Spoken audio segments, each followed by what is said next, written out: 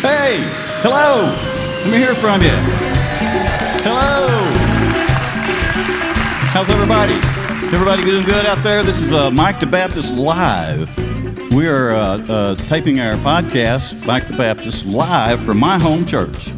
There are people who watch and listen who are not from my home church, so I want to introduce my home church to my people here. This is Temple Baptist Church on Marlin Road in White House, Tennessee. Say hello, everybody, to anybody that... We are happy that you came, and we're happy that all these guys came. They were supposed to be here, so I'm glad they came. Welcome, Michael Koontz. Jackson. Okay, it's a live show that we're taping, so you can pretend you're excited even if you're not. Welcome to Michael Koontz. Well, thank you, Jackson. Brother Koontz, good to see you. Brother Koontz and I started calling each other Koontz and Jackson from like day one. Yep. It was just like a, I don't know, country boy, hillbilly. It just works. It worked. Yep. Neil Andrews is sitting here beside me. Hello, Neil. Hey, man. Nice to see you. Good to see you back here. It's kind of formal to say it's good to see you because you're supposed to be here, but it is good to see you. Yes, sir. I'm kind of happy to see you. You too. Jason Ricciardi, with so many R's and C's and I's in his name, is over here. What's up? How you doing? Nice to see you, Jason. It's good to see you.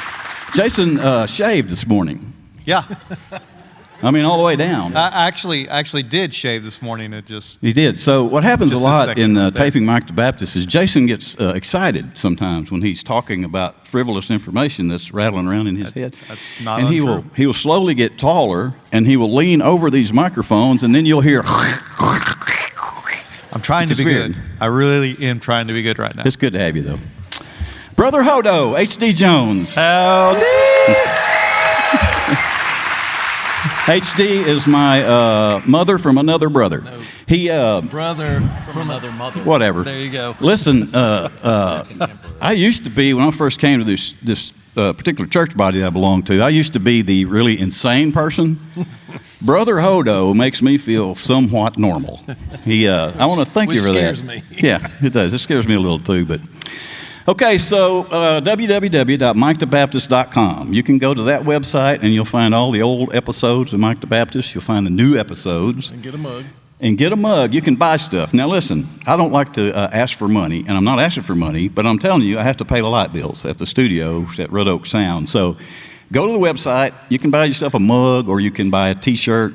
That's it. Somebody in our studio audience today said, wow, I would sure like to get one of those mugs, Yes. which shows me they never listen because you plug this shamelessly We do. every week. Yes. Since we started having mugs, we have been nonstop asking you to go buy one. So anyway, if you get a chance and you feel led to, I said, oh, listen, on Mike the Baptist. Can you buzz yourself on that? I'm going to, because part of the whole Mike the Baptist shtick when it first started was we wanted to turn Christian talk, faith talk, and all that stuff into normal talk, because the truth is you can get a little too churchy, and some people, you just lose somebody. So I don't want to do that. So Mike the Baptist has a buzzer.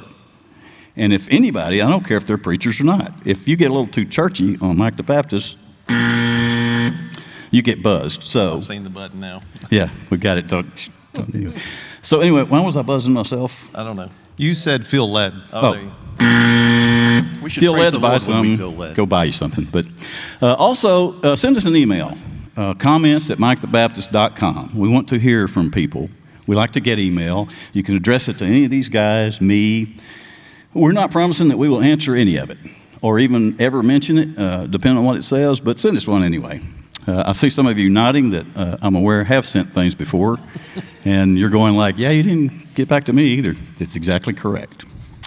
So if you haven't seen or heard the podcast, there are like 4 sections here. We'll do a section now. We'll do a Bible talk coming up, which is always quite good.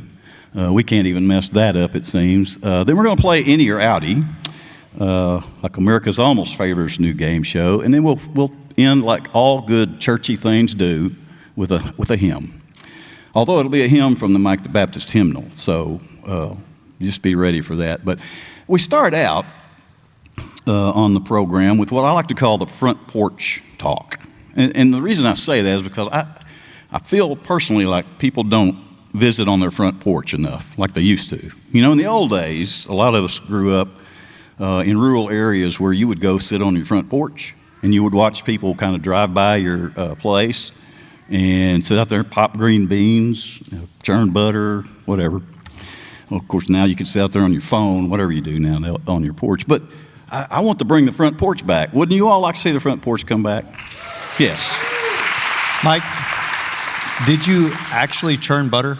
Oh, yes, I sure did. You personally did? Oh, yes. Okay, all right. I've been around the world, Jason, I've seen one of those. and I came back. I've never, yeah. Yeah, my great-grandma Lola had all the kids churn butter and pop beans. Ice and cream, that was the worst. Ice cream, you just sit there. She didn't make a lot of ice We cream. just sit there and just turn that like a monkey on an organ, you know. You're talking now. I'm sorry. Like a monkey on an organ. Yeah. These are some phrases that you're going to hear regularly tonight. So. Hey, listen, on the front porch tonight, I thought it would be interesting. You know, another part of the Mike the Baptist program, when I started the 3 Preachers series, I started this to try to make preacher people. I've known a lot of preacher people personally. I'm drawn to them for some reason, and then I always regret it, but I'm drawn to them. But I find out that they're pretty ordinary people. And then I also find out, being involved in this whole church business for years and years, that some people seem to be kind of afraid of preachers. Well, Mike the Baptist is partly existing in the 3 Preachers series to help you understand that these people are common as sticks. They're preachers, but they need friends. Some of them don't have any, and they need them. Some of them just need help. So that's what we're doing. On the front porch visit today, we're going to talk about things these guys have done when they were kids to hurt themselves. You know, and I like to say dumb things because I know that a couple of the guys here are going to say some dumb things they did. I just know it's coming. We don't ever pre-rehearse these. I just throw a topic out and we talk about it. That's what we're going to talk about. We're going to start out today with Brother Koontz. Koontz, what have you done in your life, preferably when you were a kid, that was dumb, that got you hurt? Why don't you share with us? Well, so let me give you one from way back when and then one from not too long ago. Okay, fine. Yeah, so as that a wee little lad, I was around 4 or 5 years old, and I had one brother who's 3 years older than me, and so, you know, that's who I looked up to, wanted to play with all the time, that kind of stuff. So we were out in the front yard one time, and we were playing and pitching ball or something like that. And for whatever reason, my brother decided he did not want to play with me any longer. And I was not happy about this. So he took off running in the front door, and I took off running after him. He slammed the storm door in front of me, and part of me proceeded through the storm door. Oh, So, yeah. Interesting. Was this the one that just happened recently? No, this was wee little lad time. Last week. Yeah. Yeah. So, yeah. hasn't so been that, able to grow facial hair ever since. So that ended poorly with a nice trip to the emergency room. And Nice. Yeah. So that was a hurtful time in my childhood. I always thought you were from Virginia, but you're not. You just No. seem like, I don't know, militia or something, like Virginia. But you're not from Virginia. You've never been from Virginia. Not that I'm aware of. In more recent history, we've got a wonderful senior pastor. You know, he's just a fantastic guy. And last year, he bought this boat. And he was very kind, and he invited Jan and I to go out on the boat with him. So we say yes. Wait, because this we is a want grown-up friends. story getting hurt. Do what? This is a grown-up dumb thing. This is a grown-up. Oh, okay. Yeah, well, you know. it is Wasn't me. paying attention there. So we take the drive down to wherever we go in the water at down there, and he backs it down the ramp and tells us to get up in the boat. Yay! I'm excited. Let's go.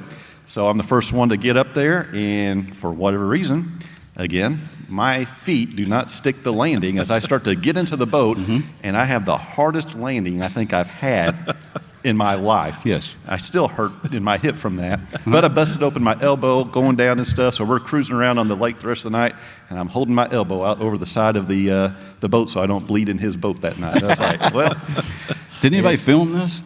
luckily not. Oh, darn. Well, okay. So, you know. Well, those are a couple of good dumb things right there. Yeah, they're kind of dumb. See, I was telling you all that I've discovered this about preachers. They're dumb, too. I mean, it just goes without saying. Just Okay. listen long enough and you'll know. Neil, can we move on to you and ask, have you done some dumb things that got you hurt? Of course not. Never. All right. Take a shot at it anyway. Okay. So 12 years old, I have an aunt and uncle that live in Alexandria, Virginia, right outside Washington, D.C. Virginia. See, I knew there was a Virginia somewhere. And the neighborhood they live in has big hills in it, sidewalks and big hills. And I spent a summer with them. That was one of the first times I had a paper route. Mm-hmm. And I had a wagon that I delivered. Oh, Yeah, you hear it coming? cute. I hear it coming. And I'm not sure it was funny, but I was just picturing a cute little red wagon and you pulling it yeah. In his short pants. Yeah. short pants. I don't know about that. with suspenders. Go ahead. You go Got ahead. to the top, This is your but I got story. all the papers delivered, and I was at the top of the hill. That just sounds like a Oh. bad idea. And It really I does. I know thought, where this is going. that's a great ride. Uh-huh.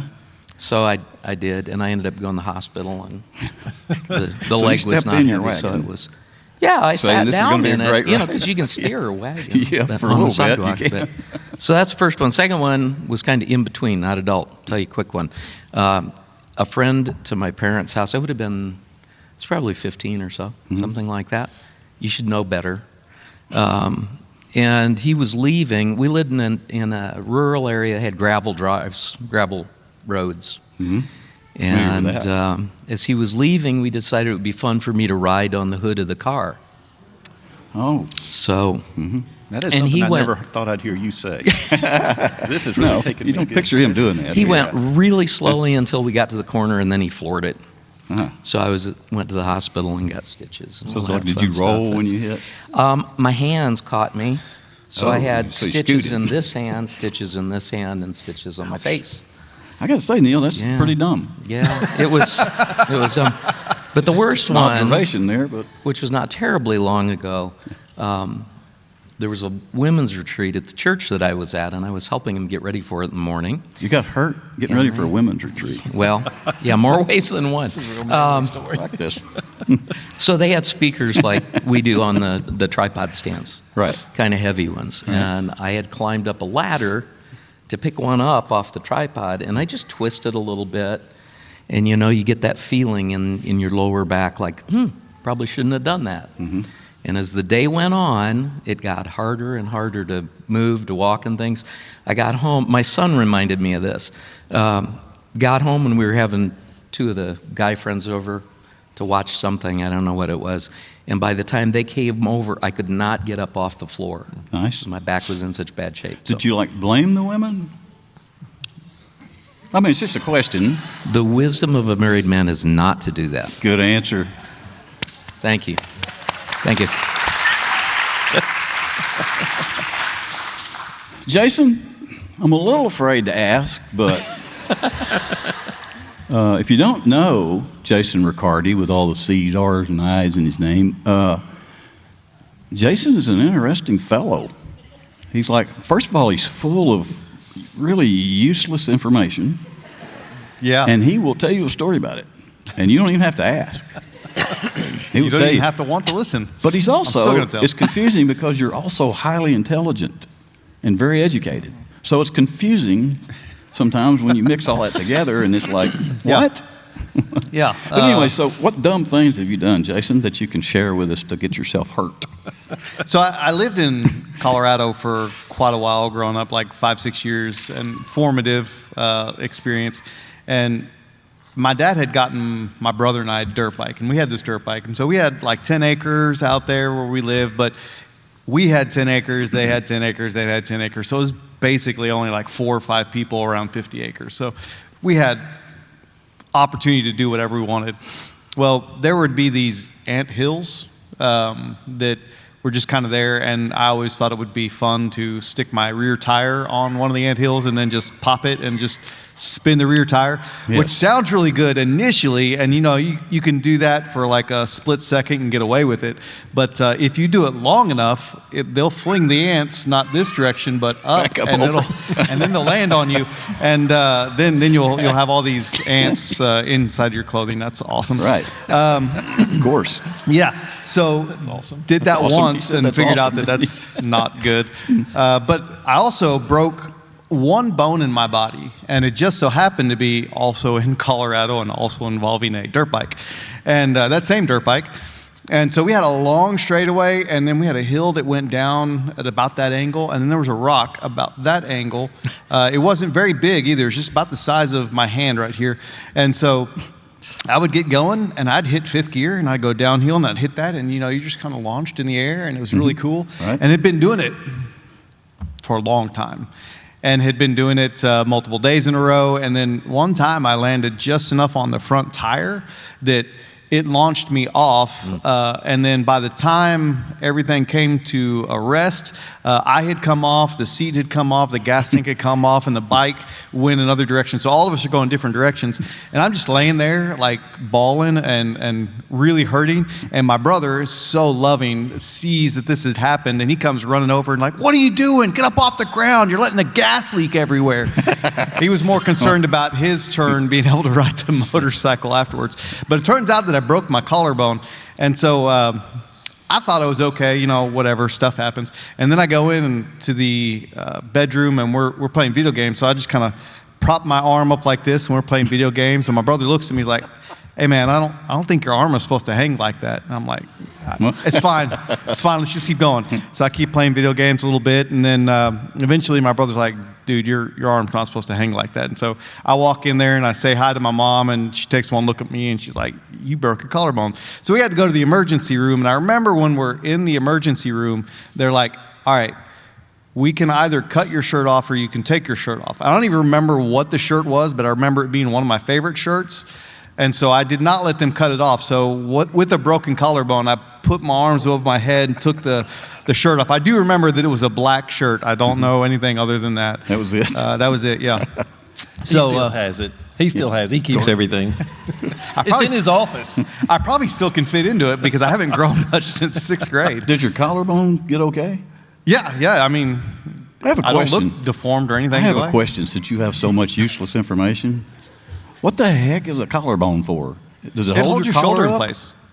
What? It I holds see. your shoulder up. Okay, Otherwise, I never knew that. Your whole shoulder would drop. Okay, sorry, I didn't mean to interrupt your thought, but it just occurred to me that I never knew what those were for. So it's like holding everything together here. It does, yeah. Well, that would cause your arm not to hang right, wouldn't it? It would. Okay, well, that was interesting, Jason. And You're welcome. Somewhat dumb.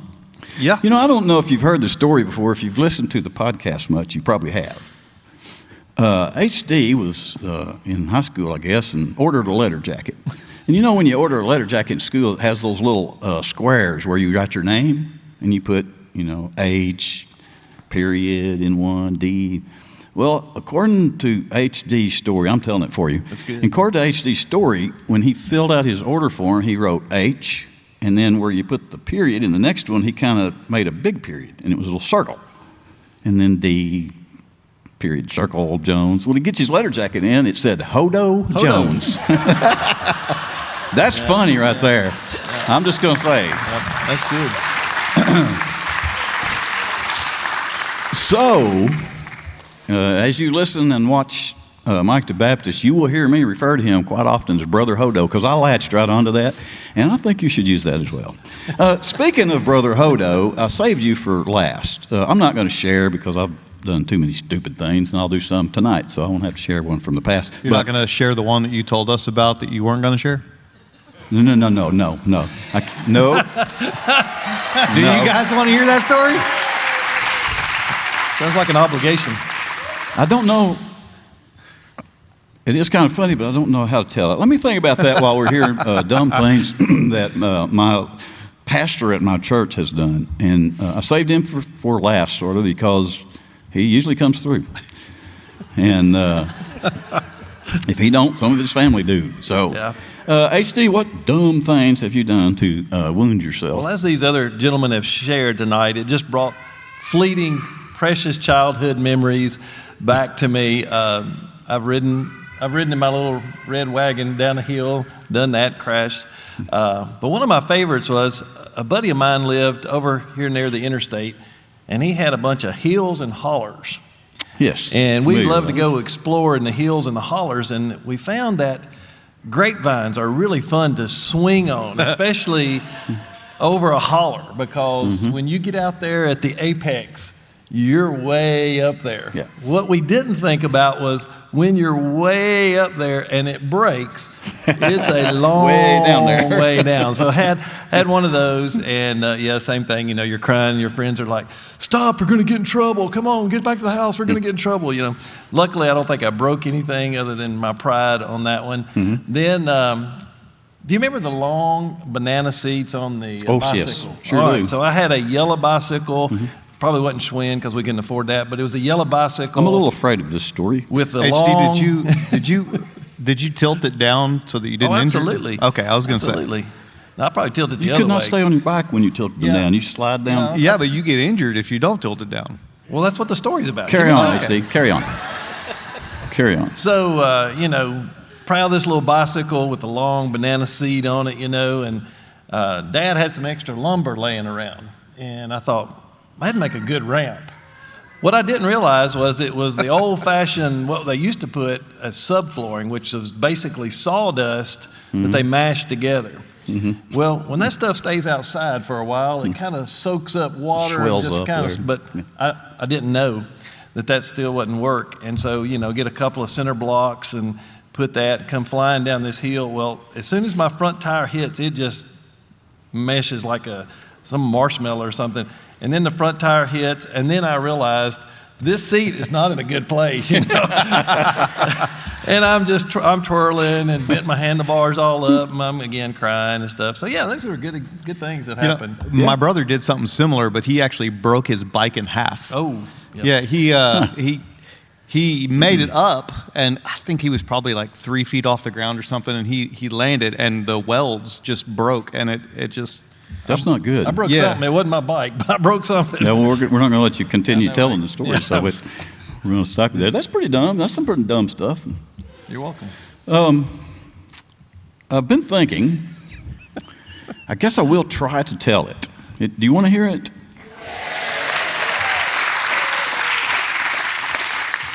My daughter and son are both out there, and they're going to be very embarrassed with their father. But so my first girlfriend in Arkansas lived 3 or 4 miles down a dirt road from my house, and I had a dirt bike. Oddly enough, this dirt bike thing's up again.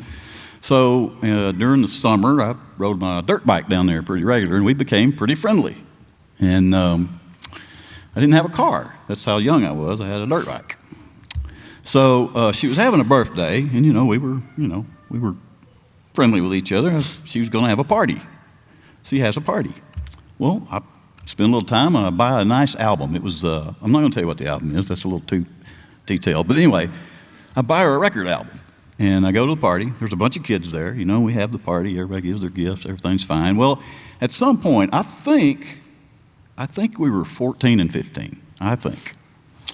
So as dusk was approaching, as some teenagers will do, they started wanting to play these silly little games and stuff. And so where, a couple people go out somewhere outside and hide, and then the rest of them come out to find you. Well, my girlfriend and I immediately grinned at this game because there was a spot in her yard up toward the road where a telephone pole stood, and the street light cast a shadow on the ground.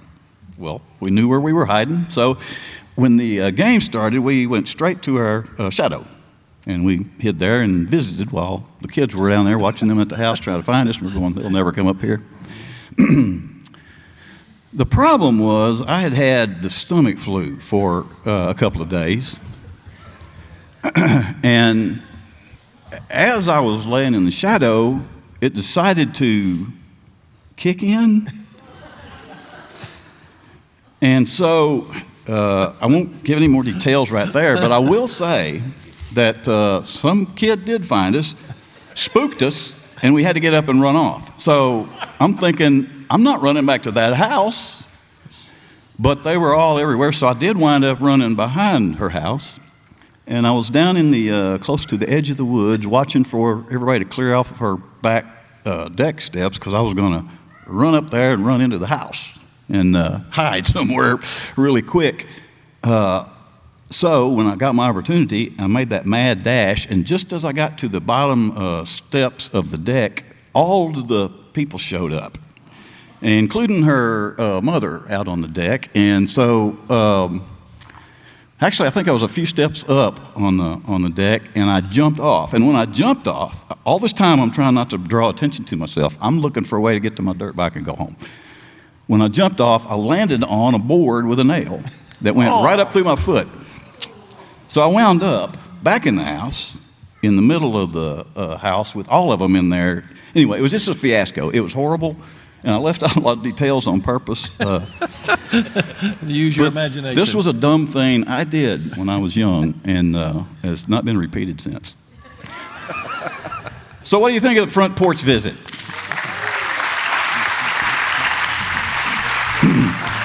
Does this not help you see preachers as kind of normal? Maybe even common. Does it not? I mean, it does me. And I do this all the time with them, so I hear a lot of these. I hear a lot of them between takes, too, which even dumber stuff. But okay, good talk, fellas. I like those. We'll get together and do this again sometime. And I want to thank the live audience again for laughing and clapping and making everybody feel welcome up here. We hope you're welcome out there. This is fun already. It's going to get funner. We're going to take a short break, and we're going to come back and talk about some stuff we found in the Bible. It'll be good.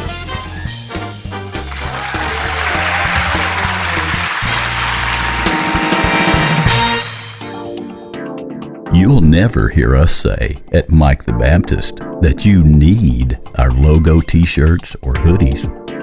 Just like you wouldn't hear us say that you need Barry White music.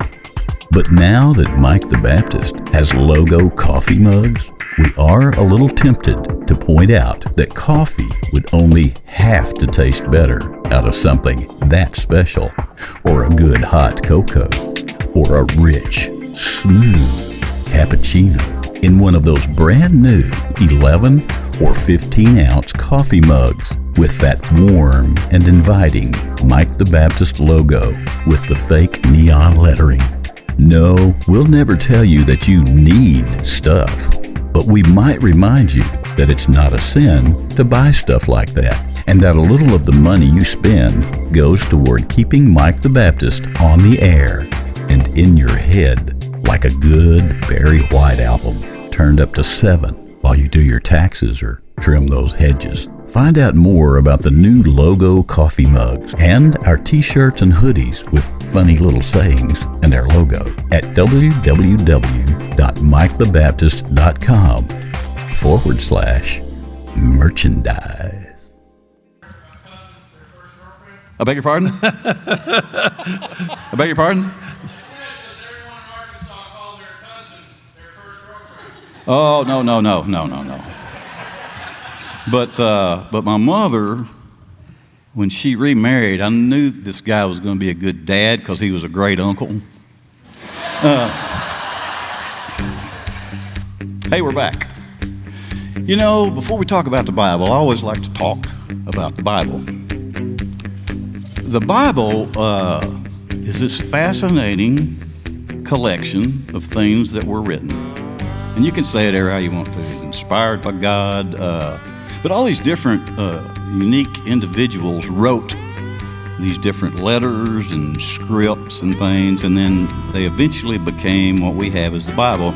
We were talking the other day when we were taping some episodes. It's interesting to me. I've had the thought recently about what would it be like if we did not have the Bible? Like even in this church that we're in now, what would this be like if we didn't have the Bible? This would be like a club. This would be like your opinion is different than my opinion and your opinion, and we'd all wind up with our own opinion, and we wouldn't have anything to go to Well, this is kind of the anchor right here. This is kind of the truth. The Bible is fascinating to me because it's chock full of truth. And if you read it and think about it any at all, it's eventually going to get to you personally. Isn't it unique how that Bible gets to everybody personally? Everybody. Not some, everybody. I suspect it has something to do with, if God inspired this and gave us this thing, I suspect it has something to do with His mind. He wants you to understand, and me, maybe His mind a little bit. Why would He do that? I don't know. Who knows? The educated people that went to school for it, they can maybe answer that for you, but I just find it fascinating. And I encourage you to spend a little time after you get out of here just thinking about what it would be like if you didn't have a Bible and what the Bible actually is and means. It's pretty fascinating, I find, but I overthink things sometimes. So I'm going to turn this part of this program over to these preachers, and they're going to lead a conversation about some stuff that we've found in the Bible. So have at it. So Jackson, for this special episode, we decided to kind of do a different program than what we normally do. And so we picked a topic to talk about today as opposed to maybe something that we'd be talking about at church later in the week. Do we want to talk about the number of episodes that we've done? Oh, yes. This is a very special day for us. This actually wound up being, we did not plan this. It just Never happened. do. We don't usually. The Three Preachers series, when we started it, it's been over a year ago, but a month or so ago, we celebrated a year since we started doing the Three Preachers series. We've done some Preachers' Wives series, and that recently, I think in the month of August, was a year since we did the first one of that. Would y'all like to see any more Preachers' Wives series? Yes. I think we were going to judge the response to what we're doing here tonight, and if it went over fairly well, then we're going to have another one with the Preachers' Wives. Sounds like a great Because idea. Koontzy, Michael Koontz's wife, I call her Koontzy. I'd like all of you to start calling her Koontzy. She's terrified of this concept of doing this, and that's why I want to do it even more. So, Koontzy, we're on. Anyway, the last time we taped, I number all the episodes, and it dawned on me that the 2 episodes we just recorded are going to be 50 and 51. Tonight's episode with the 3 preachers is the 52nd episode we've recorded. That's a solid 1 year's worth of these programs with these guys right here. So I'm glad you brought that up because it is kind of a special thing to me, but I think maybe to these guys too. I don't know if they would admit it, but we've kind of got a good little There'll thing be some going. DVDs in the foyer, and we'll be glad to sign those right after the program. Yes, they'll have a kiosk out there. Okay, Koontzy, thanks. Or Koontz. Koontz. Really? Does anybody in the audience under the age of 20 know what a DVD is? Right? You're welcome. Nope, there's got one right All right, there. we got one. There we go. All right, so for this special episode, we wanted to talk about the topic of serving. And thinking about serving, being here in our home church, getting to record this 52nd episode, we're in our new worship center. And with that, with all the growth that we're getting to be a part of here, God is bringing about tremendous opportunities for service here at Temple Baptist Church for our folks, for us to reach out to our community and to just continue to be faithful and do the things God has called us to do. We're going to be talking about that tonight. Serving's a blessing. I can remember, again, as a wee little lad. You like Mom to and say Dad, that, don't you? it's- Wee it's little lad. It's my phrase for the day. That's for wee little lad. Go ahead. Well, God bless you, and thank you, sir. I'm So, I can remember my whole life, parents always brought me to church. I've shared that on this show before, but watching the adults in my home church growing up being the great servants that they were. When you had, 800 to 1,000 people in Sunday school, that required an awful lot of Sunday school teachers. When you had 200 kids or 200 boys in RAs, that required a lot of RA workers. And 60, 70 people in your music program, it takes a lot of folks to put everything together. So I watched all of these adults growing up serve. And I mean, they would serve and they would serve and they would serve. And some of them are still serving today. my RA leader is still a deacon at his church. It's had some change. It's closed. It's relaunched. It's a lot different than it was when I was a child. But that RA leader is still serving. He's still a leader in that church. And it's such a wonderful example to me. And I know that's something that is important to us here at Temple Baptist Church, that we continue to be examples to. We got kids here with us tonight, and we want our next generations to understand how important serving is. So all that to say, tonight we're talking about serving. And I know we've got a lot of interesting things to say about that. And I think for starters, Brother Neil's going to kind of take us through a little bit of gifts and serving. That's a fascinating subject. I'm glad you asked me to talk about that, because I'm probably 45 minutes. Is that good? Yeah, give or take. Okay. All right. So the concept of, well, first of all, I've got to say, I don't think that anybody winds up coming to Temple Baptist accidentally. I firmly believe that God leads you here.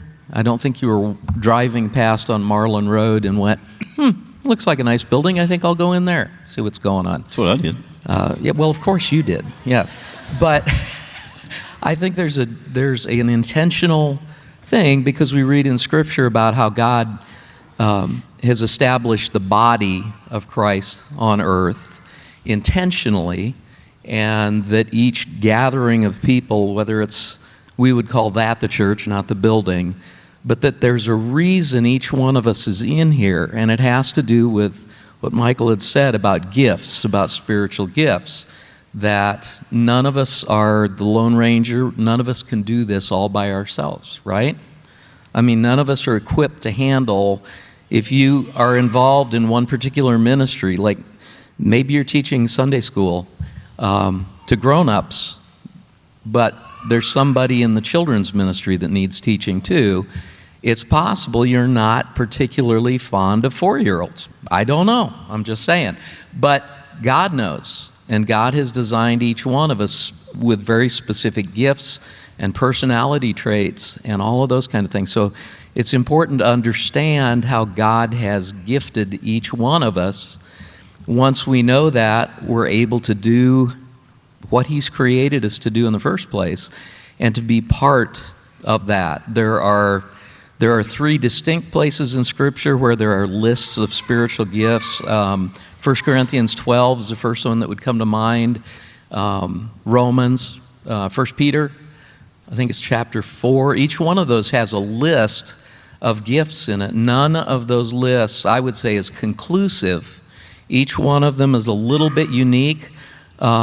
Each one of them is in a different order, too. You don't find the gift of leadership is not number 1 on each one of those gifts. And contrary to what some folks would say, the gift of speaking in tongues is not number 1 on the list either. It's all in different orders. But there are probably 24 distinct gifts that we think each one of y'all has. Ooh, I said y'all. You did say y'all. Wow. Congratulations. Wow. Welcome to Tennessee, brother. Thank you. Wow. That only took 30 years. Okay, move. You said it really good, too. Yeah, thank you. Everyone has got at least one gift, has got one spiritual gift, and it's part of the way that God designed you to be. He also gave you personality traits. You might think that your desire to not be around people is just who you think you are, but God intentionally did that. You're either, the broad generalization is you're either task-oriented or you're people-oriented. And you either like to put things in files or piles, one of the two. And somewhere in there is the person that you're created to be, and you combine that with your gift. And I think God also gives all of us a passion that's been a lifelong something inside that it develops and it grows over time. So it's something that if you look back through your history of being a believer, you'll see that you were passionate about something at the beginning, and it's just gone along and developed. Does that make sense? Sure. Am I It saying does. that makes sense? Okay. Sure. I think a beautiful example of that is, we've just come through VBS, and we get to see a lot of behind the scenes. And there's so much that goes on. People coming up painting and cutting out stuff, and even rolling up tape and helping us decorate and getting the curriculum together, and the ladies going to buy the snacks, and just all of the stuff that it does to pull off VBS. And we tend to think about that just being for us. But I remember when we finished that night, there were 3 churches that showed up to get some of our decorations and stuff. And I thought, how cool is it that those people that put all that time in had a part not only of Temple Baptist Church, but they had a part of these other VBSs. And one day in heaven, they're going to get that reward to say, because you helped this church do that, this child accepted Christ or this adult accepted Christ, and you get part of that reward. And we tend to think of those gifts, we tend to think of the out front gifts as more important. But so much so, the things that are behind the scenes, the quiet gifts, I think God is going to draw more attention to those one day. I've been involved with this church for 25 years or better, and what you said happens a lot here, and I've witnessed it a whole lot, that people here create things, and they spend a lot of time and effort and money, and they create these things, and they use it once, but almost always somebody from a smaller church or even just another church makes their way here, and these people here just give it to them. So you take this, and we could be real spoiled about that and just throw it away and move on, but it's almost become expected here. Like if you're making something, I think some giraffes and elephants I made one time wound up at other churches and schools, and so anything I would do anymore, I would want that to happen. It's a good thing. I think that's what you were saying. But. Yeah, there's actually a hippo from VBS this year that ended up in one of our local schools. One of our teachers grabbed that, and now one of the hippos that got painted is actually in one of the schools. So someday in heaven, one of us is going to be sitting there, and we're going to notice that hippo over there. And go, hey, that came from our church. Somebody brought that with them. That maybe not. I'm sorry. Go ahead. The best we could do. Here, let me buzz myself. Okay, carry on. Oh, were you through with that segment? Yeah. Well, not that I segment. don't know who's leading that, but we were talking about gifts. We were talking on a recent podcast about gifts. Like, I have certain things that I feel like I was gifted and I'm comfortable using those, but then I'm asked to do stuff sometimes that I'm not comfortable doing, and I don't feel like that's my thing. Am I supposed to feel guilty? Yes. Oh. Neil? Yes. I'm Next. gifted to do certain things. Yeah. I didn't get the answer I needed over here. I think that there are gifts that are very specific things like teaching, and there are people that are very qualified and do it naturally, and there are other things like there are cleaning up things, there are straightening up and organizing. There's things that happen up here that don't require spiritual maturity. I don't want to sound full of myself or anything. That's not it. You're getting close to getting buzzed right there. Which word, spiritual or maturity? Spiritual maturity probably.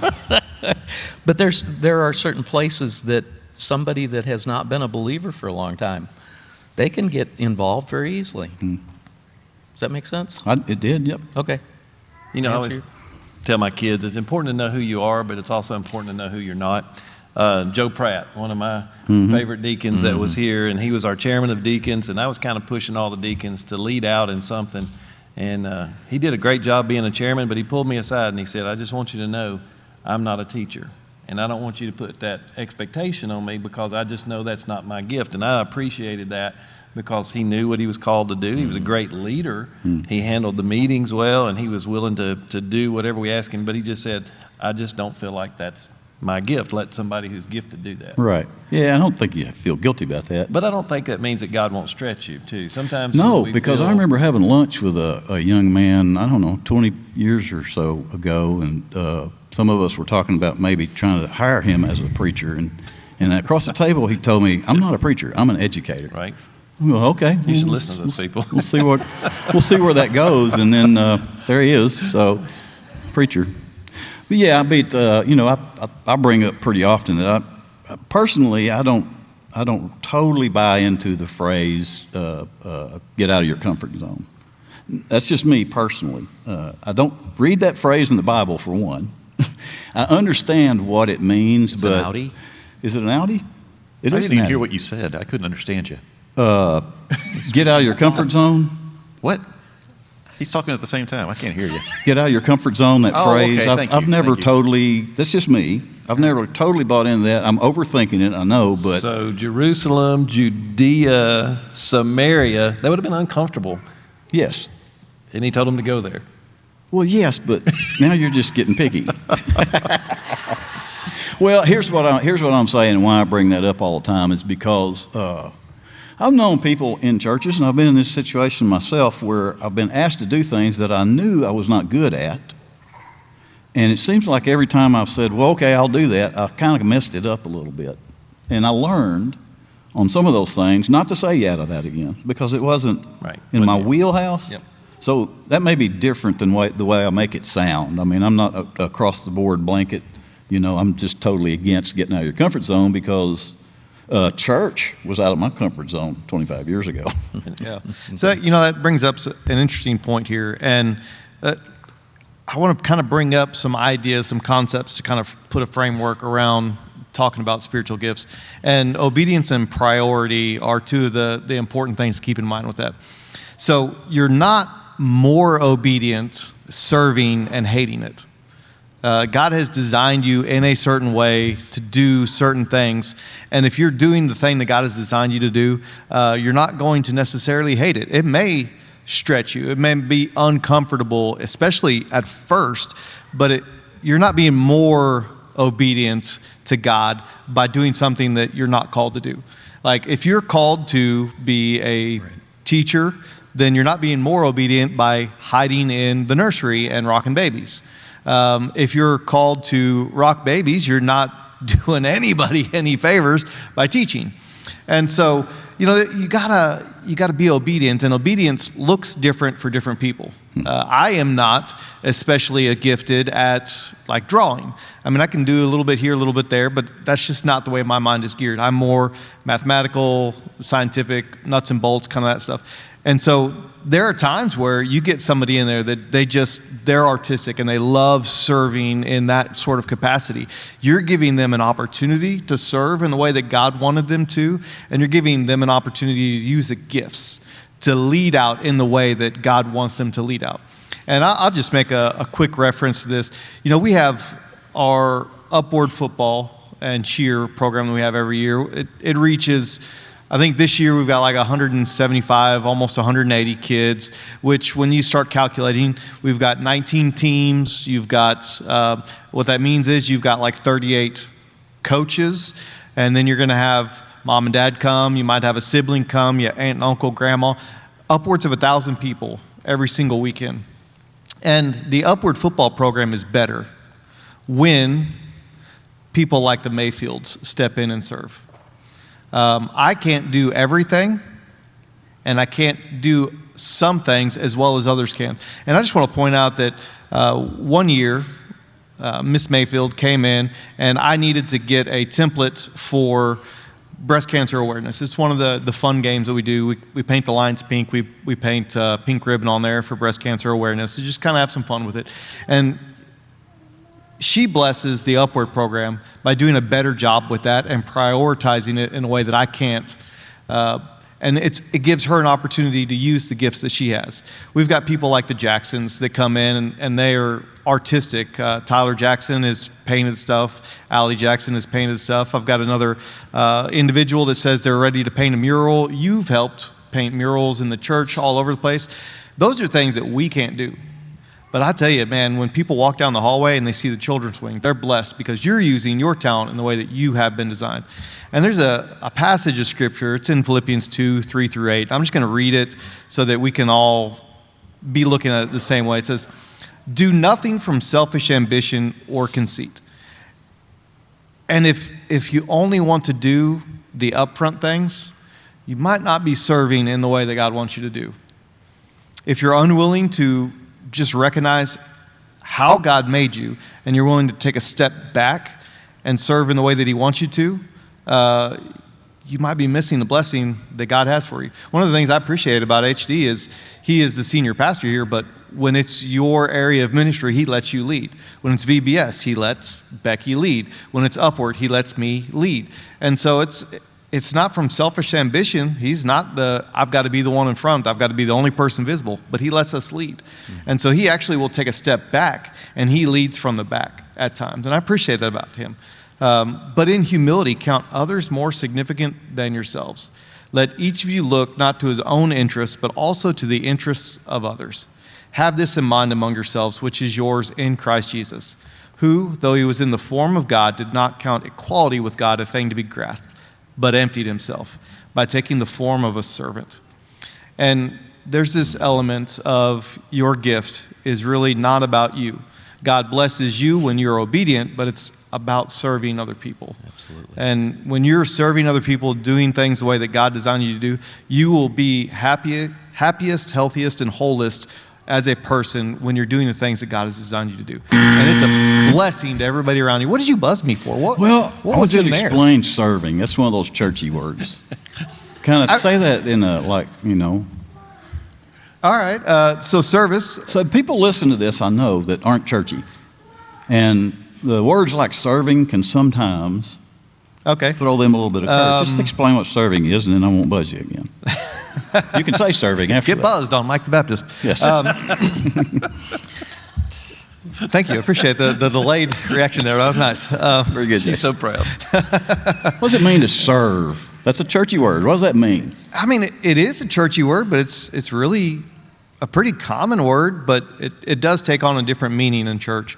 And so the meaning that it takes on in church is you are helping and you're stepping up in leadership. Helping, that's good. In a way that you have been especially gifted to do. So like if you're good with babies, man, you're just, by all means, we need people in the children's area. We've got a massive children's program.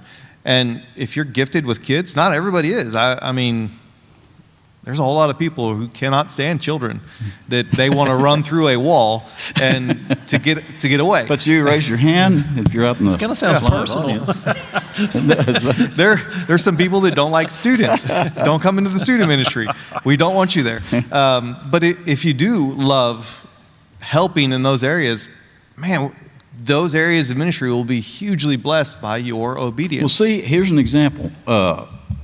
When you just said, if you don't mind helping in that, I'm thinking, okay, help, that's a good thing. But if you say serve, that's all of a sudden sounds like an administrative thing. You know, I'm out the door. Yeah. Not technically, or literally, but. And I'll kind of close with this caveat as well. There's words of wisdom from Dolly Parton. This is kind of crazy, but she said something that was really has stuck with me for like 10 to 15 years now. Find out who you are and do it on purpose. If you don't find out who you are in Jesus Christ, and you don't find that out, you're never going to be as fulfilled as God intends you to be. Right. Find out who you are and do it on purpose. And just find that area, find your niche, and serve in that area. Because if you don't make it a priority, life will happen and you'll never do the things that God has actually made you to do. I was a little disappointed in that. I was waiting for him to turn to me and go, "And I will always love you." He could have done that. That would have been a great ending to that. He just didn't think about it. I did not. That would be a little weird, me singing that song to you, H. Well, you know. That would be a little weird. Susan, Right. has he ever sang that to you? Susan is his wife. She doesn't look Sitting- disappointed that he's sitting out never here. sung that to Can't her. see her. He will tonight. But Okay. All that brings you back to this reality of when you know who you are and you do it on purpose. God's designed us on purpose for a purpose, and God's designed us with natural abilities, but also when we get saved, He gives you that spiritual gift. And I will just say to you that it causes us great joy to be successful in the things that we do in this life. And you're never going to be successful ultimately in this life until you kind of wrestle with what it is God has made me to do. And once you know that, then you can just sort of relax and do that. Doesn't mean it won't be stressful sometimes or it won't challenge you sometimes, but you know, Jesus said of Himself, He said, "I didn't come to serve or to be served, but to serve and to give my life as a ransom for many. And there's so many places in the New Testament where it points us to this idea of serving other people. And, when we do that, you really are going to find your place. I always encourage people to be a part of the church and not just to be a member that comes to fun stuff. Like tonight, this is fun stuff. Most of us just get to just show up and have fun and listen. But there's that point of serving, and serving or helping is a way for you to find fulfillment in what God's created you to do. And when you do that, He's the one that's proud of you. We have 3 kids, and they're all very different. I'll say Marie's probably my most artistic, could draw, could sing. And if she came to us and sang us a song or did something at school, we were so proud of her. If either one of my boys had done that, we'd have been sitting in the front row going, oh my gosh. Reed, when he was young, he did a program here with the kids, and the character was supposed to be a bad singer, and so he really nailed that part of the program. Yeah, he really did. It was terrible, but it was funny because he was supposed to be terrible. But he's done things like, hey, Dad, I mowed the yard for you, or I washed your car for you, and you didn't even ask me to do that. And so, as a parent, we know the love that we feel from our kids when we see them doing what they're good at, and how much more are we satisfied in our life when we're serving and helping others in the way that God has created us. One of my favorite passages of scriptures is right before the cross. Jesus comes in and washes the disciples' feet, and he was the least person that should have been washing feet. He should have been the last person in the room to get down and wash anybody's feet. But because the rest of them didn't do it, Jesus took on that menial task, and he told them, he said, what I'm doing for you now, you don't understand, but you will understand, because it's that person that stays behind to make sure the doors are locked, or that person that makes sure there's toilet paper in the bathroom. If you sit down and you go to hit the roll and there's nothing there, there's a problem. That's not churchy. No, it's not, but it's just awkward. Okay. This is a really crappy story. Maybe we should dump the subject. No, you missed this one. Go ahead. No. Maybe we should dump the subject, right? It's just, Yeah. But anyway, what were you saying? You will appreciate that person who's there that has put those things there for your needs. And we don't typically think about those people. We typically think about, who was the person on stage up front, the teacher, the leader. But I remember at another church that we served at, there was a guy, and he came by on a monthly basis, and he would take the church van. He didn't even use the church van. He would take it and he would drive it around and make sure that the tires were inflated correctly and that the oil pressure was correct and all that. And nobody ever thanked him for that, but every time we took a trip, he had served us, and we were benefited from that. Reminds me, there's a guy who is unable to come to church anymore, just some issues that he got going on. But he would come, and man, his ministry was maintenance, and he was changing the air filters. I don't know how many times he fixed the basketball goals out there. There's just so many things that he did. Just one of the most loving in service kind of guys that I've ever met. And we need more people like that. This church will bust at the seams when we have people like that serving behind the scenes. Any church would. Yep. I would think, as a guess, but I'm right, so it would. Who's leading this? Were you leading this? I guess so. I don't know. Where are we in it? I think I think Brother Hodo is landing the plane for us. Is he? I think so. Hey, listen, before you land a plane, I always like to imagine on this program, I always like to picture somebody out driving somewhere and or at their house at 2 a.m. with nothing better to do, and they stumble upon this. And if they make it this deep into it, it would tell me that there's something interesting about this, even if they're not involved in it. And I like to think about those people at this point, after we do all this Bible talk, because we're all churched up. All of us here in this building, we're all churched up. I mean, we've got it all over. We're all churched up. But I think about the people who might find a little bit of humor in some of this and hang on till this point. And I like to see if I could say something, or you could say something to that person who might be in a spot in their own world where they're kind of considering this whole religion thing, or maybe they kind of come to a place where they realize things are kind of screwed up the way they've been doing it, and they know that maybe they need some sort of change, but they don't know exactly what it is. I kind of think that's the point where maybe God has made himself aware to that person, and they don't realize it. But I think they could be at that spot where if they knew what to do right then and how easy it is to do it, that they might go ahead and make a decision. You don't have to go find a preacher to do that. I didn't. I found you all later. But Koontz, talk to that person. Yeah, so in English. In English, yeah, no Greek here. So, talking about servants, Jesus, the Son of God, was the most perfect example of being a servant, all the way to the point of going to the cross and dying on a cross for us, because we all have the same problem. Every one of us have messed up. We have this sin problem in our life. This sin problem causes us to have a separation from God.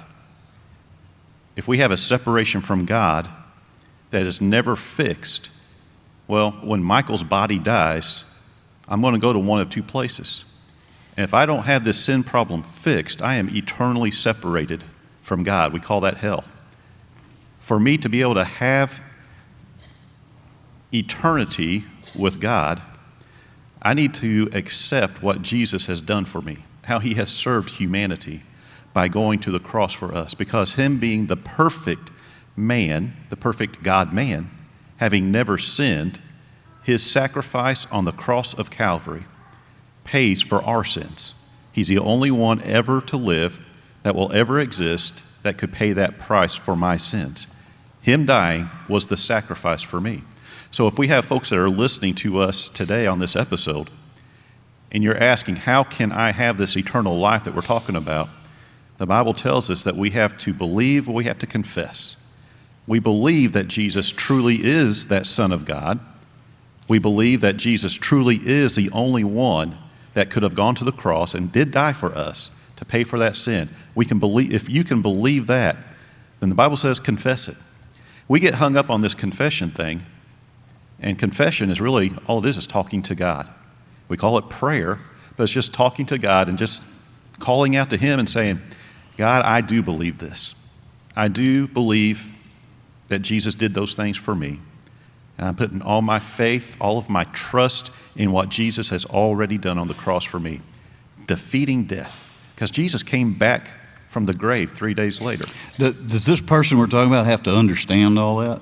Just the basic concepts. Believe that Jesus did these things, because once we get that point, once we accept him and trust in him, we're going to start learning for the rest of our lives, and I think for the rest of eternity. We're going to continually learn more and more about him. We're not going to have all the answers at the point of saying yes to Jesus. But when you take care of that initial business, that part's done. That's right. And if you do that right now, you're in good hands after that. That's right. You've got your eternal destination set. Yeah, that's a pretty good deal right there. It doesn't get much better than that. Of course, and if you're doing that while you're listening to this podcast today, we'd love to hear about that from you. Give it a shot. That's what I like to say. Yeah. Give it a shot. Your Tell way us ain't about working it. so hot, so Right. give it a shot. Plain landed. See, the Bible always produces something interesting, doesn't it? I mean, if you talk long enough, even with a bunch of yahoos like this, if you talk long enough, it produces something. It's good. Thanks, fellas. Good talk. We're going to take a break, come back, play Inny or Outty, America's almost favorite new game show. We'll be back.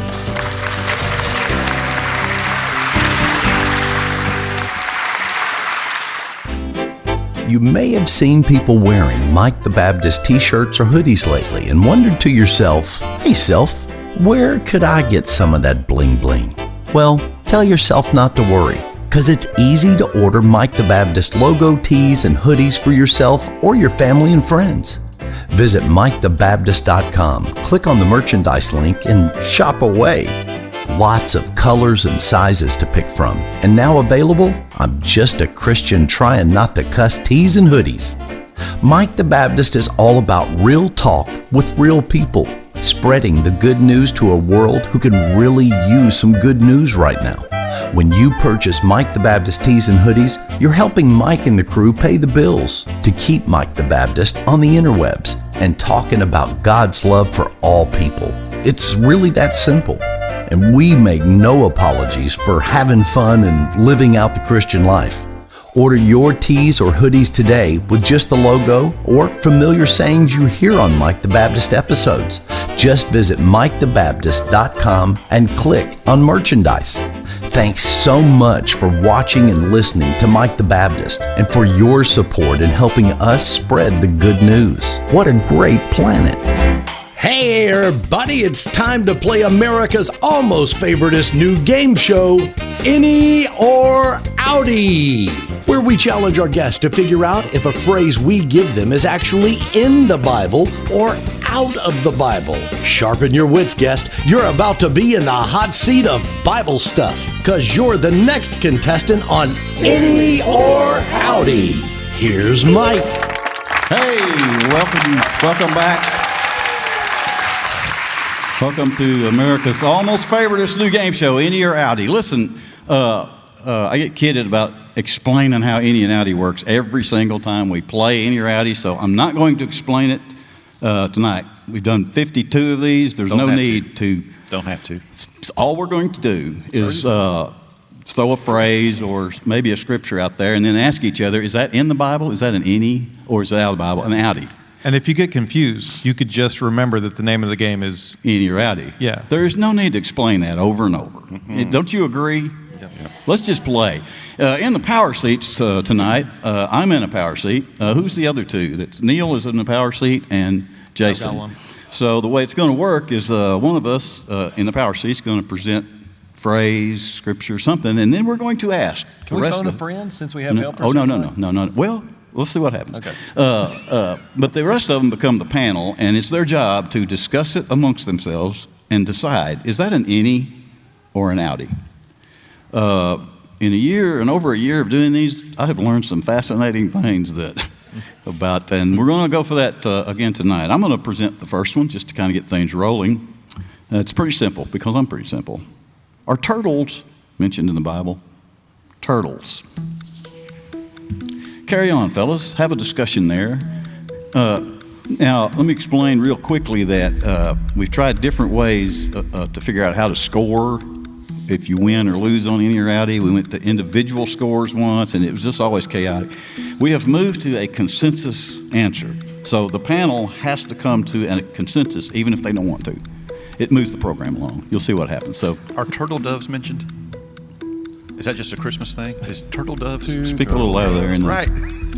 Turtles, but that doesn't count because that's one word. Do you remember the word. movie Master of Disguise? It was a terrible movie. Yes. yes. But yes, there's it one was. scene where he goes, turtle, turtle. That was the funniest thing in the That's whole not movie. in the Bible either, though. Wait, I asked the question. That part's an Outty for sure. Right. So, are you wanting to know if the word turtle is in the Bible? Yes, remember, we determined on Inny or Outty that if we say it, that's what we're asking. Is that in there? Like a phrase? Well, I mean, you see what I'm saying? It's a simple concept. Yeah, are turtles We get confused. mentioned in the Bible? Now, we run into, on occasion, the translation, because there are different translations. You know what I'm saying? And so So some it of could these, be turtleth. It could be turtleth. Okay. Correct. It's thine turtles. But anyway, so we'll work all that out at the end. We want to get to an answer first, and then Neil, what are you doing with your phone up? I'm trying to decide which. I'm trying to pulling an decide HD. which one I'm going to use. Oh, yeah, because I have Oh, okay. multiples. he's not looking it up. You want to check them out? No, I'm good. Okay. Some time I ago, know you did. we were in the hot and heavy in the discussion on one of the Inny or Outties, and we look across the table, and HC's got his phone out. He's Googling it. What? Hey, no. Okay, sorry. Are turtles in the Bible? I don't think so. It would be weird to have unicorns but no turtles. Yeah. Unicorns are in there as I- I'm you saying know- it'd be- Koontz. Was it Koontz that did that? The unicorn? I didn't know unicorns were in there. Did y'all know unicorns were in the Bible? Koontzy do it. Koontz knew. Okay. Makes me look dumb. So, what was Again. your question? Unicorn. It would be weird to have unicorns in the Bible, but not have turtle in the Bible. Wouldn't it? But I'm just asking the question. What if it says Donatello? What? Not Teenage Mutant Ninja Turtles. Oh, okay. I knew that was coming. Somebody was going to bring that up. Yeah. Oh. I'm just Yeah, come trying on. to think through, and I don't. Not saying no. It's such an arbitrary question that it makes me think that it's in there, but I cannot think of any particular place that it's in there. Did John the Baptist eat turtle soup? I mean, he was kind of a weird dude. Turtle soup? Okay, locust. Oh, that was Locusts and honey. And, Okay. Yeah. Interesting. I'm gonna have to start doing a little bit more research on animals. Although I do have, if you want to keep a theme going, I do have one Inny or Outty that does have an animal in No, it. no, Hey, no more one at a animals time, tonight. man. I already, We're I already confused shot already. him down on animals because he had an animal one too. I said, no, I got the animal one covered tonight. Okay. Okay. I think we should have to ask the audience. Well, we're going to in a second, but I want to hear y'all's answer first. No. Because I don't think so. that would Moving be, along, That'd no. be Outty. Oh, sorry. HD's an Outty, but we got to have a consensus. I'm going to go with Outty. That's two. I can't think of anywhere where There's it's at. not a whole lot of turtles over there, I don't think. I mean, Amphibians. given the location and everything. It's more of an arid climate. They kind of need water. They had tortoises. Reptiles hate You mean like the Mediterranean? warm areas. Well, when you get inland and everything, it's a desert out Sea there. turtles. Right. Yeah. But This is way deeper than I right there on imagined the it was going to be. Mediterranean. Didn't Jack Sparrow ride a couple of sea turtles? That's kind of fiction. I don't know if you know that or not. Kind of. When you're watching it, just FYI. There's a ride about it. I don't know. So, Neil, what did you say? I think it's Outty. He thinks it's out. Okay. Is We're it- probably all about We're to be all very out. disappointed. So all the preachers are on Outty. What does the audience think? Is that if you think it's an Inny, say Inny. How many of the people in the audience were using their phones to look up If the you think it's answer? an Yeah. Outty, say Outty. How many the of you are consensus using your up here is- phones? I want to know who There. Googled it. That's what I want to know. Who's Googling out there? Thank you for your honesty. yeah, All see, right. We're out. the Googles, We're out. the Okay. Googles have got me scared. So the answer from the highly educated pastor panel, as well as most of the highly educated live studio audience, is Outty. Yeah, turtles are actually in the Bible. They're mentioned, I think, 3 times. It's in the King James version of the Bible, I I believe. need to read the King James. Like that's Well, the one that's that I've just- never read. I didn't say that. The which what's the version that I always say? You know, Which, like the which? funnel cakes is in. What's that? The Message? The New Living message. Yeah, I Translation. mean everything's in the message, but you know, hot air balloons is in the message. But What are the where was 3 I? Oh, yes, locations yes. that it's mentioned? Well, my phone's up there being used as a camera, so I can't Google it, and I didn't bring my printed sheet. So can one of y'all Google that real Yeah. quick while I kill time? What is it? Oh, wait, Kim.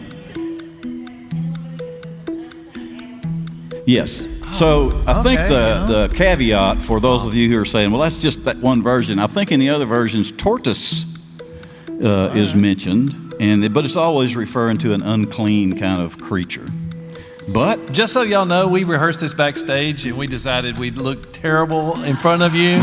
no, let me tell you the truth here. We got an altar. All here of for us you. are busted regularly about things we thought were in that Bible and they aren't. So it's interesting.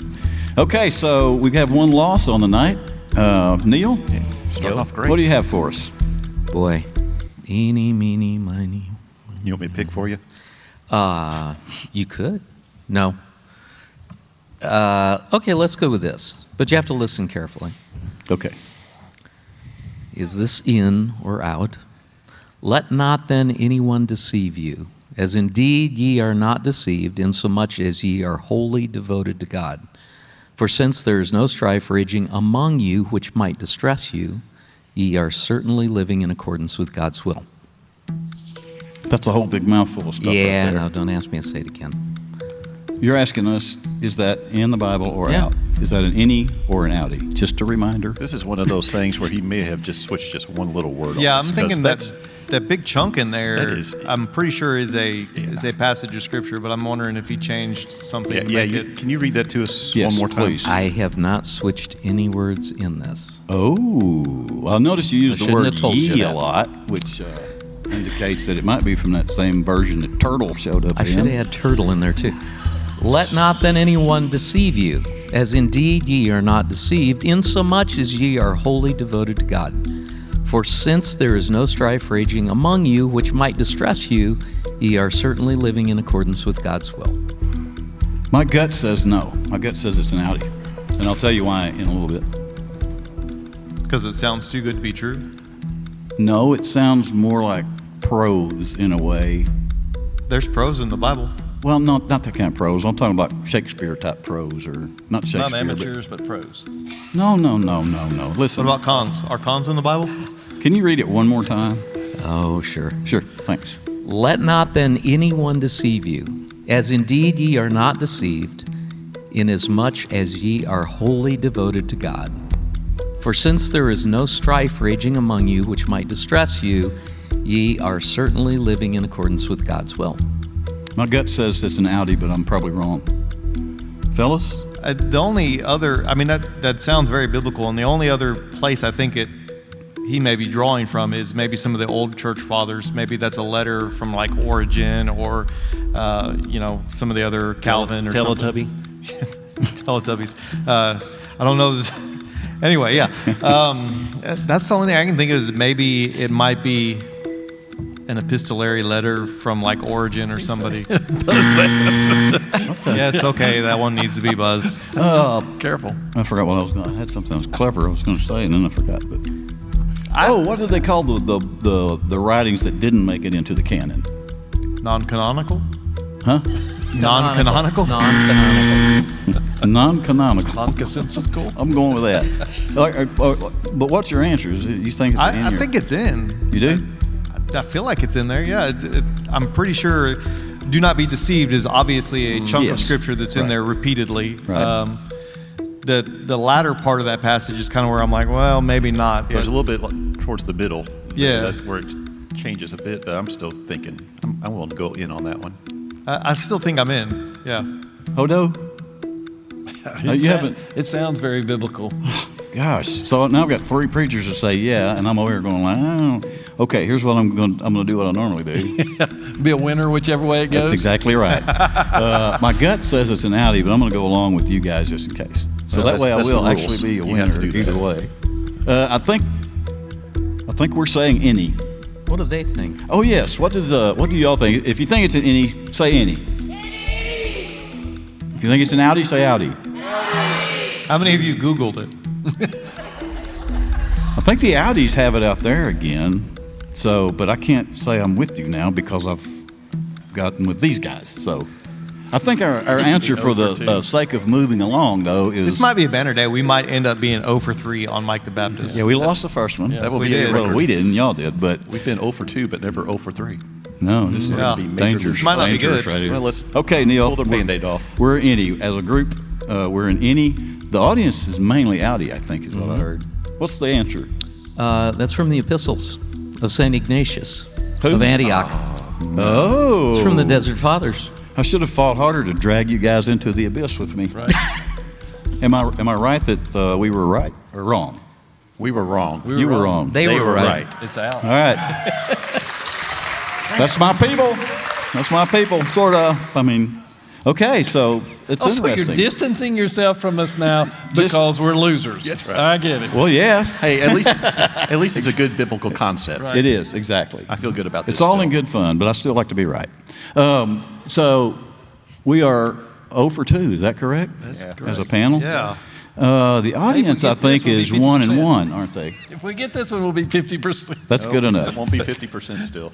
Okay, Jason, this should be exciting. Jason is now in the power position, and he's going to present for us. So let me preface this with there's a band based out of Bowling Green, Kentucky, who kind of hit it big with this song called "Ain't No Rest for the Wicked," and I was like, oh, I wonder if that's in there.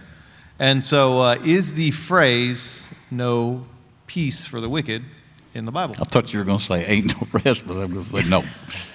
All right, what's the No actual? rest. Ain't not. No peace for No the wicked. peace. Is that in the Bible? No. Verbatim, that wording.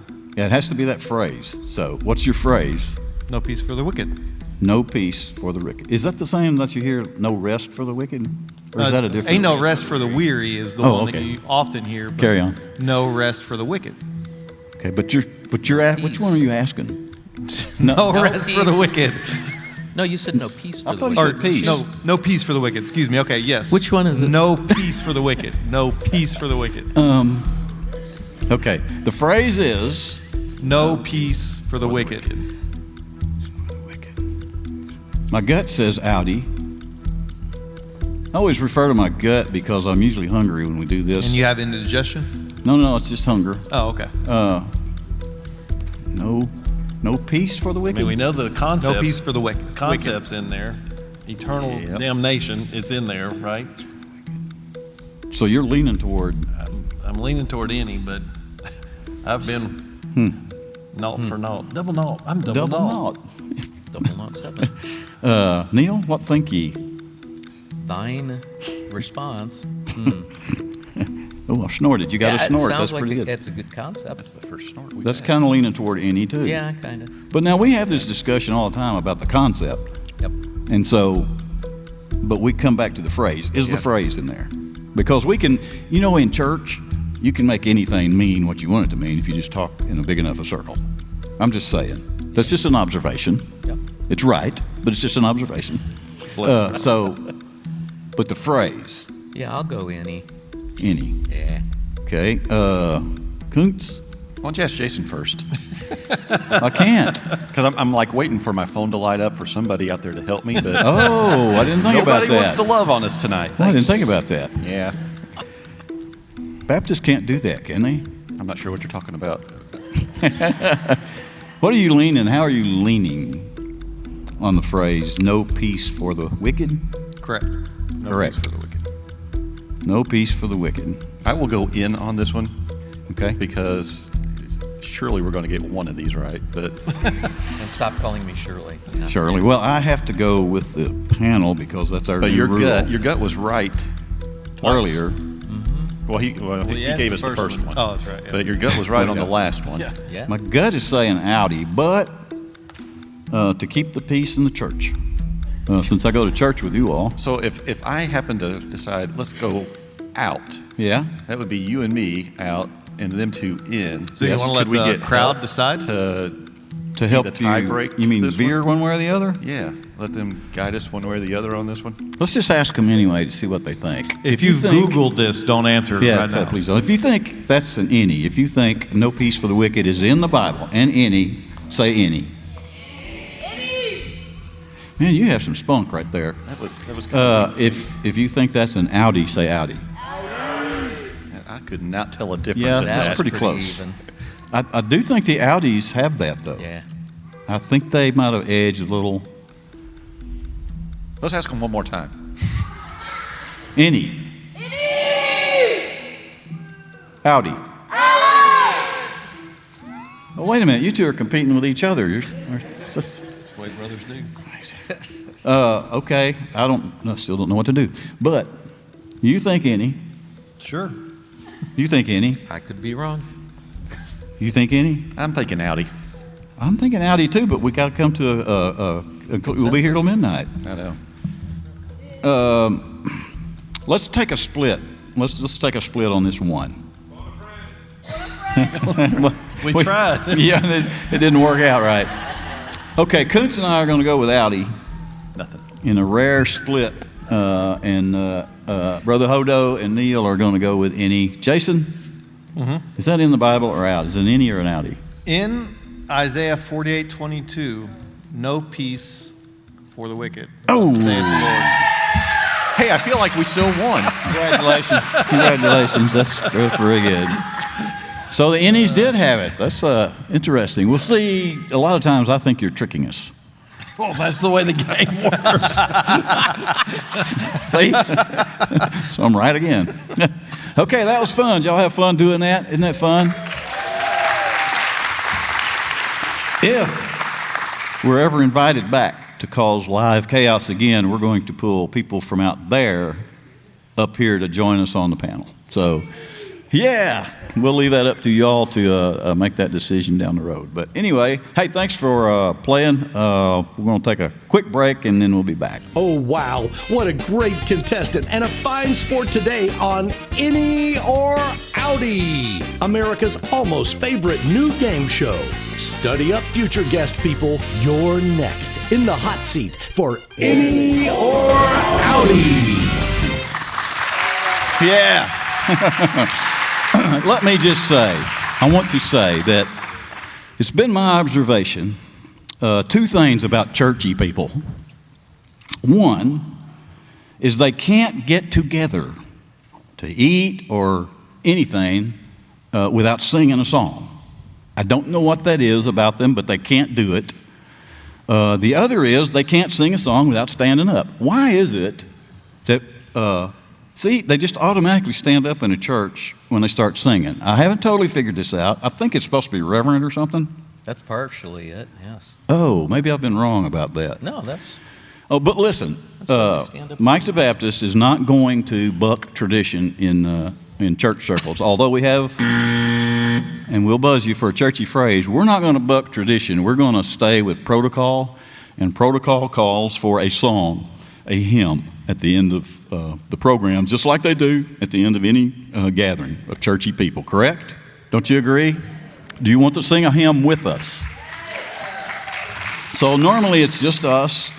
We get together and we pick a book out of a hymn out of the Mike the Baptist Hymnal. Today we've selected hymn number 99.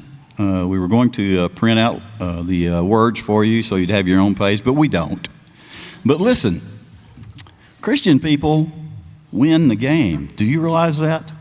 And most of you here in the building, I think, some of you I see that probably aren't Christians, but most of you, I think, have that taken care of. But listen, the end of the story is we all win, correct?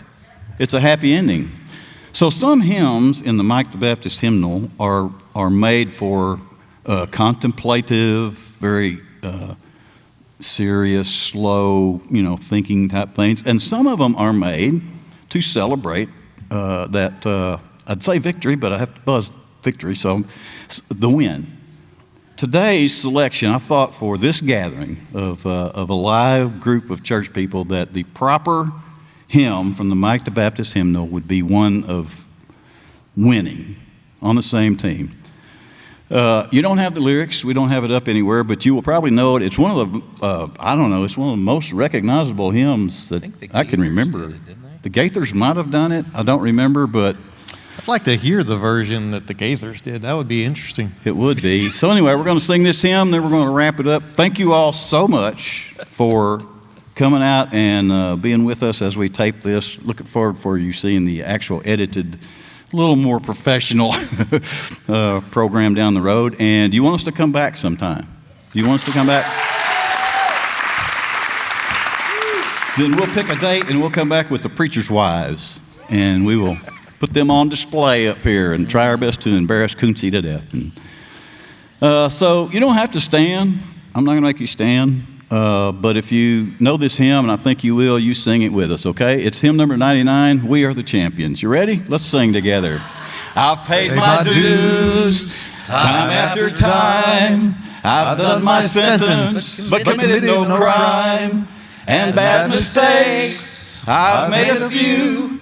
I've had my share, sand kicked in my face, but I've come through.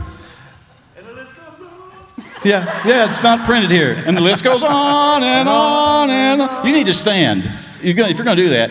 And the list goes on and on. My friends, and we'll keep on fighting till the end. We are the champions. We are the champions. No time for losers, 'cause we are the champions of the world. Give yourself a hand.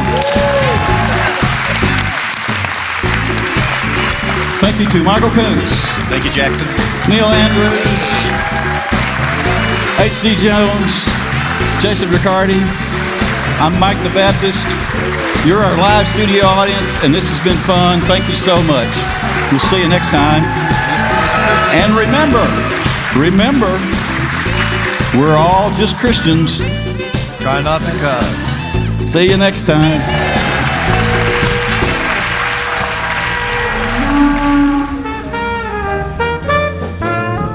Mike the Baptist.